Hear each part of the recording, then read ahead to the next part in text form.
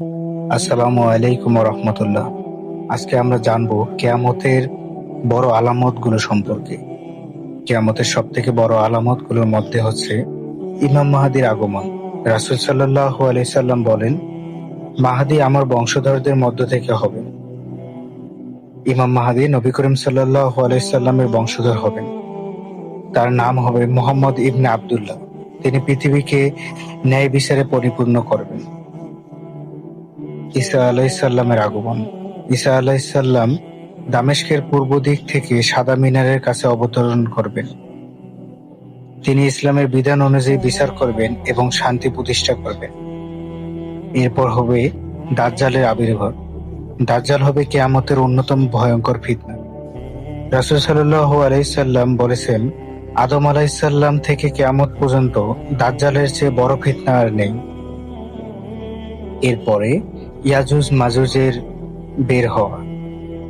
এরা অত্যন্ত শক্তিশালী ও সংখ্যায় অগণিত হবে। তারা পৃথিবীতে ব্যাপক ধ্বংস চালাবে। অবশেষে আল্লাহ তাদের ঘাড়ে বিশেষ ধরনের পোকা সৃষ্টি করে ধ্বংস করবেন। এই ঘটনা কোরআনে সূরা আল কাফ এবং সূরা আল আম্বিয়াতে উল্লেখ আছে। পৃথিবীতে 3টি ভূমিধস হবে। একটি হবে পূর্ব দিক থেকে, আরেকটি হবে পশ্চিম দিক থেকে এবং অন্যটি হবে আরব উপদ্বীপ থেকে। এরপরেই ধোঁয়া প্রকাশ অর্থাৎ দুখান। আকাশ থেকে এক বিশাল ধোঁয়া বের হয়ে আসবে, যা পুরো পৃথিবীকে আচ্ছন্ন করবে। কোরআনে আল্লাহ তাআলা বলেন, অতএব তুমি অপেক্ষা করো সেই দিনের, যেদিন আকাশ সুস্পষ্ট ধোঁয়া নিয়ে আসবে। সূরা আদ দোহান আয়াত 10। দাব্বাতুল আরদের আবির্ভাব। একটি বিশেষ প্রাণী পৃথিবী থেকে বের হবে এবং মানুষের সাথে কথা বলবে। সে মুমিন ও কাফিরদের আলাদা চিহ্নিত করবে। এরপর সূর্য পশ্চিম দিক থেকে উদিত হওয়া। এটি কিয়ামতের সব থেকে বড় আলামতগুলোর একটি। রাসূল সাল্লাল্লাহু আলাইহি সাল্লাম বলেছেন, যখন সূর্য পশ্চিম দিক থেকে উদিত হবে তখন সকল মানুষ ঈমান আনবে, কিন্তু সেই সময়ের ঈমান কোনো উপকারে আসবে না। সহিহ বুখারী ও মুসলিম। এরপর তওবার দরজাও বন্ধ হয়ে যাবে। ইয়েমেনের আগুনের আবির্ভাব। ইয়েমেনে একটি বিশাল আগুন বের হয়ে আসবে, যা মানুষকে একত্রিত হওয়ার স্থানের দিকে তাড়িয়ে নিয়ে যাবে। এটাই কিয়ামতের একবারে শেষ ও বড় আলামতগুলোর একটি। পৃথিবী তখন অন্যরকম হয়ে গেছে।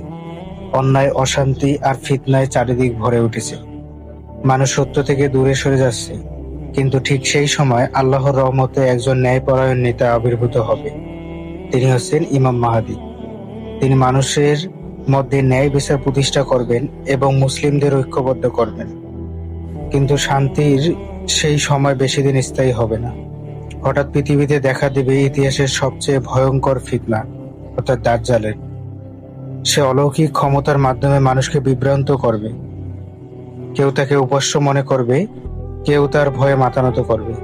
ঈমানদাররা তখন আল্লাহর কাছে আশ্রয় চাইবে এবং নিজেদের ঈমান রক্ষার জন্য সংগ্রাম করবে।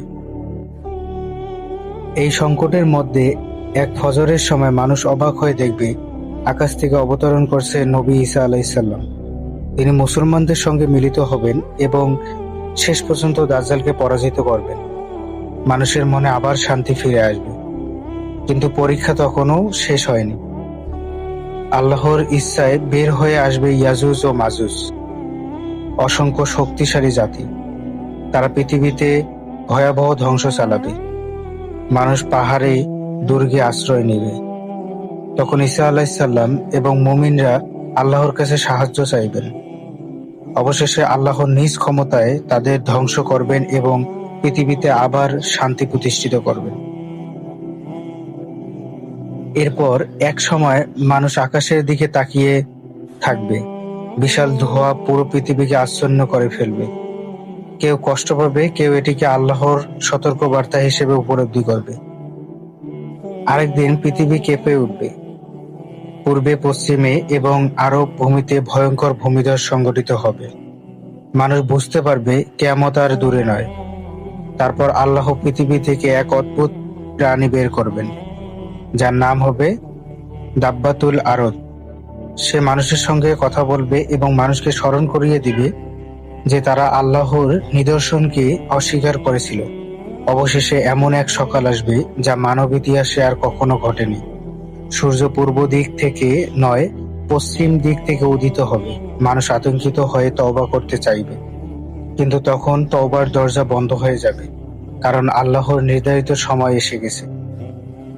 অবশেষে ইয়েমেনের দিক থেকে এক বিশাল আগুন বের হবে।